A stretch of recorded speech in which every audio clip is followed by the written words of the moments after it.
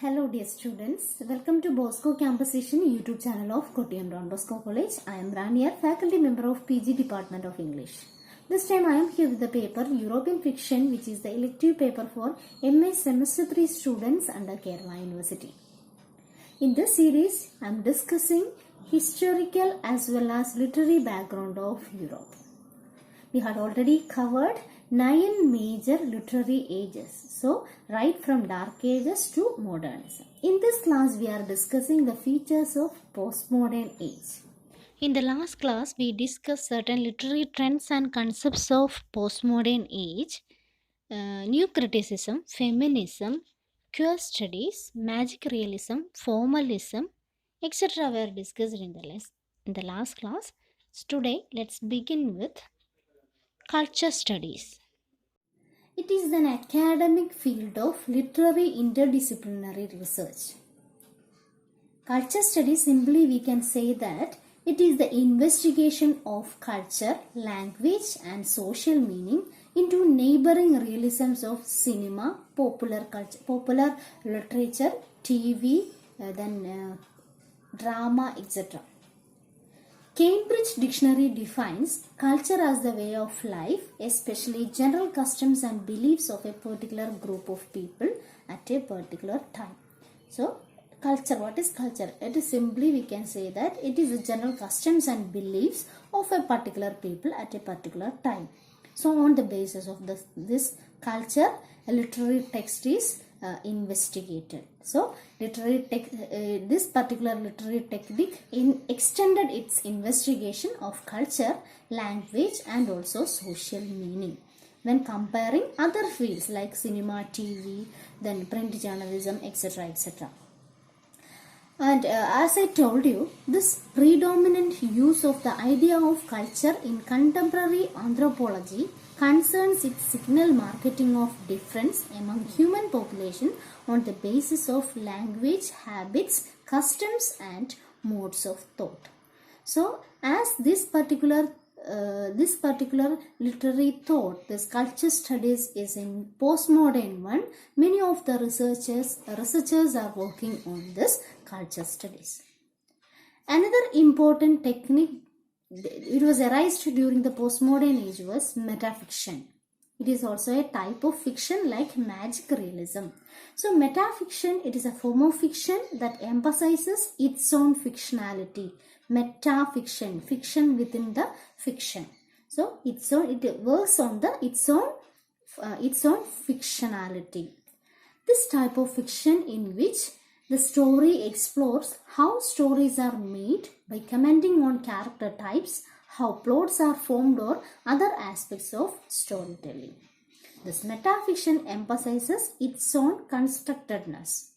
This term metafiction was coined by William H. Gass in 1970 in his Fiction and the Figures of Life. That is his literary work, fiction, literary as well as critical work, Fiction and the Figures of Life.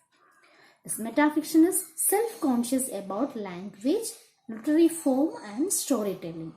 Italo Calvino's If on a Winter's Night a Traveler, Cervantes' Don Quixote, etc. were the examples of metafiction. So simply we can say that metafiction emphasizes its own fictionality or its own constructedness. That is metafiction. Next one is black humor. Black humor is also known as black comedy or dark comedy. In black humor, the subject matter makes into light. So we people generally think that subject matter is taboo. So generally we feel that it is taboo. By adopting such kinds of themes, they make comedy. So that is black comedy. It is a style of comedy that makes light of subject matter that is generally considered as taboo. Particularly the subjects of this black humor that involves serious or painful to discuss. These popular themes of this genre that revolves around death and violence, discrimination, disease and human sexuality.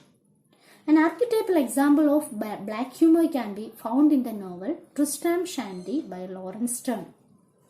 The term black humor was coined by surrealist Andrew Breton while interpreting the writings of Jonathan Swift, whose writings contain comical and satirical elements which create laughter, but it is arised from cynicism and skepticism.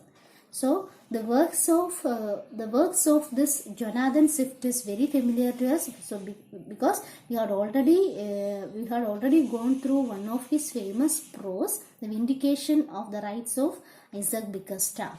So definitely it is a comedy, or definitely it is a satire, but at the same time we can see some kind of cynical mind. We can see Jonathan Swift's cynical mind from such kind of works. So here the term black humor, it was coined by surrealist Andrew Breton while he interpreting the writings of Jonathan Swift. Okay, so that is about black humor. Next one is subversion. Subversion refers to the process by which the values and principles of a system are reversed in an attempt to transform the established social order and its structures of power, authority, hierarchy, and also social norms.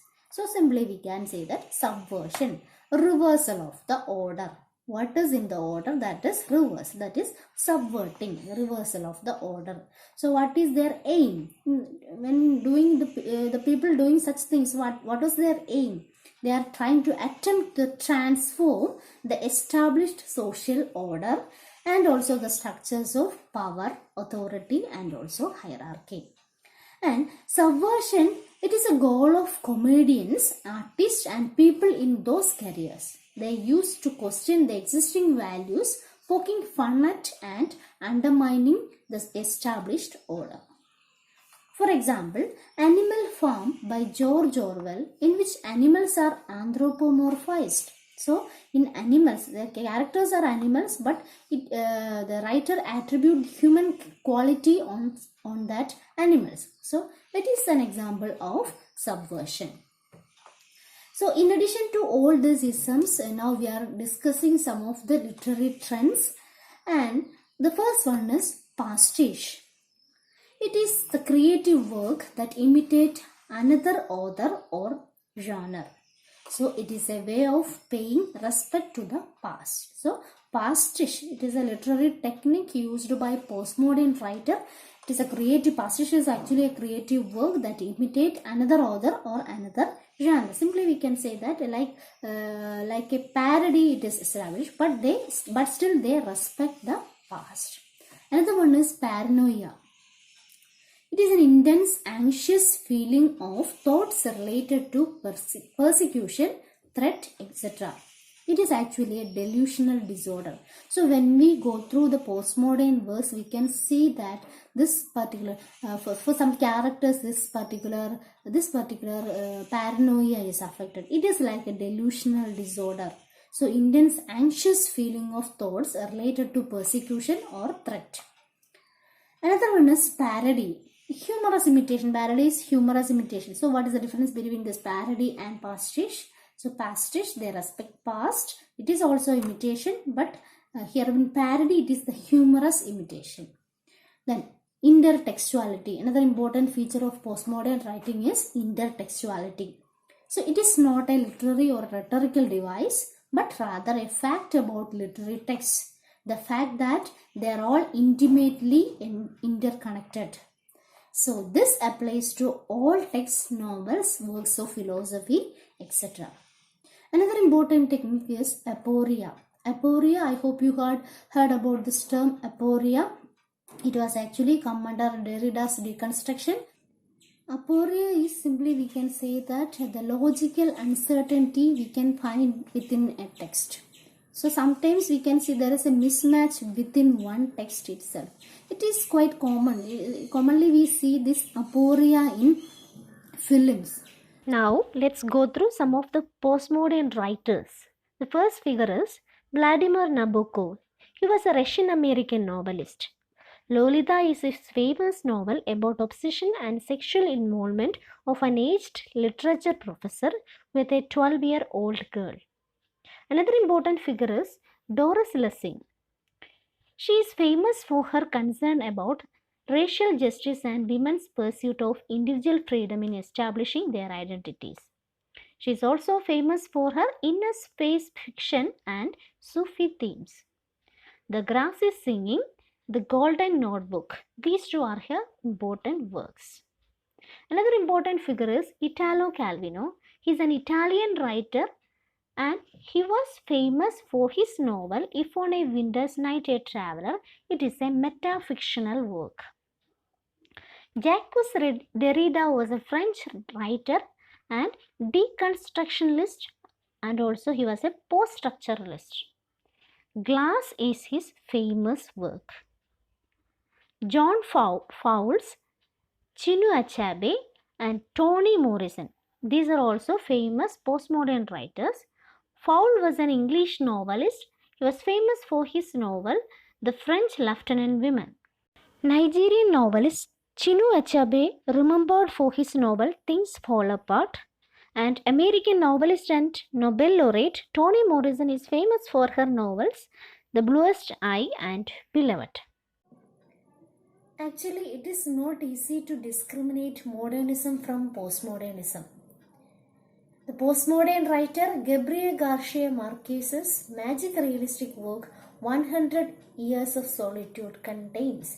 It is a mixture of fantastical elements and also realistic elements. The notable speciality of postmodern work is self-reflectiveness. Not all literature produced in the postmodern time is manifestly postmodernic, some are realistic. So the language of this postmodern writing is featured with puns, portmanteaus, malapropisms, allusions, etc.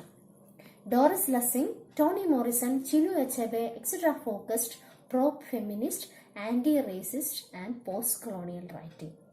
So we can conclude that postmodern writings, it has the feature of feministic, racistic, or modernistic, or sometime realistic elements.